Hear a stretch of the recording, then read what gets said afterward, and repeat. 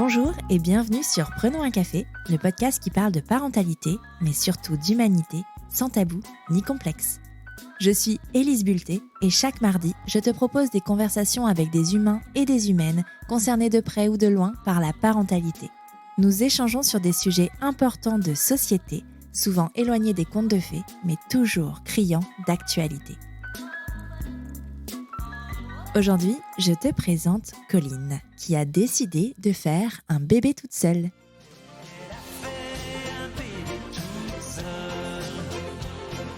Maintenant que tu as bien la chanson de Goldman en tête, laisse-moi te parler de Colline, cette femme indépendante et féministe jusqu'au bout des ongles qui, même si elle désire être mère depuis toute petite, a bien pensé son projet de parentalité.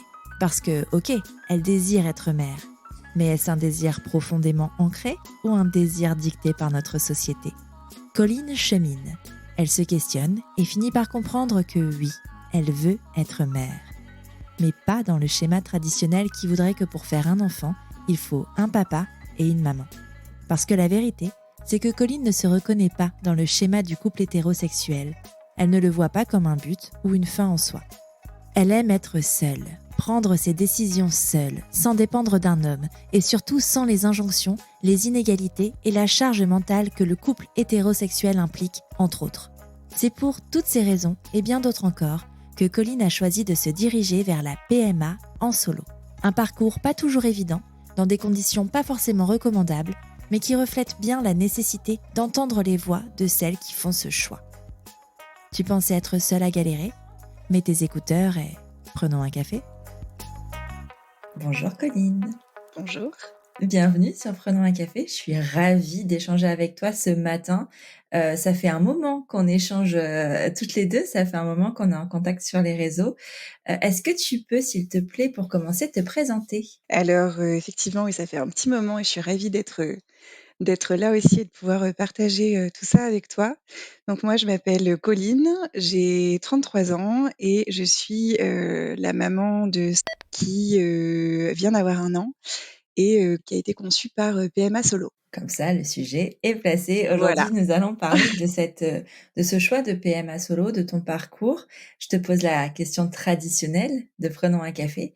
Est-ce que tu as toujours désiré être mère ? Alors justement, c'est un questionnement qui m'a habité pendant longtemps parce que oui, en fait, j'ai ressenti ce désir d'être mère depuis toute petite, en fait, je dirais.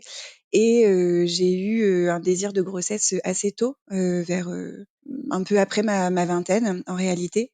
Mais justement, je l'avais jamais questionné. Je me suis dit à un moment donné de ma vie que je n'avais jamais questionné et que j'avais besoin de passer par une phase de questionnement sur moi-même et de savoir si c'était quelque chose que je désirais profondément ou si je l'avais juste intériorisé.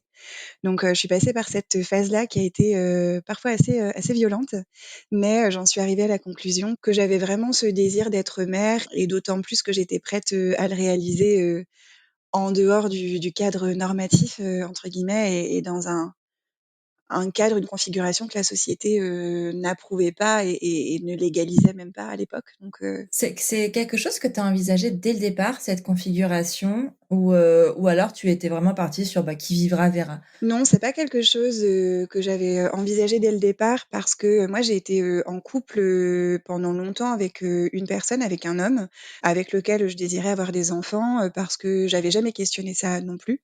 Et à ce moment-là, je désirais avoir des enfants avec lui.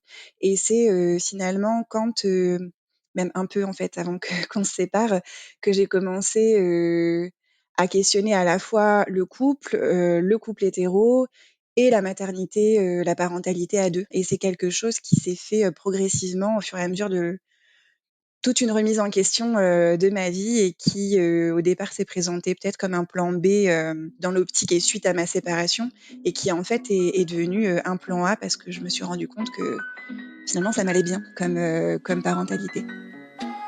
Et voilà, c'est terminé pour ce petit teasing. Je te retrouve demain, mardi 27 septembre, dès 4h du matin sur ton appli de podcast préféré pour l'intégralité de cet épisode. D'ici là, prends bien soin de toi. Autour d'un café ?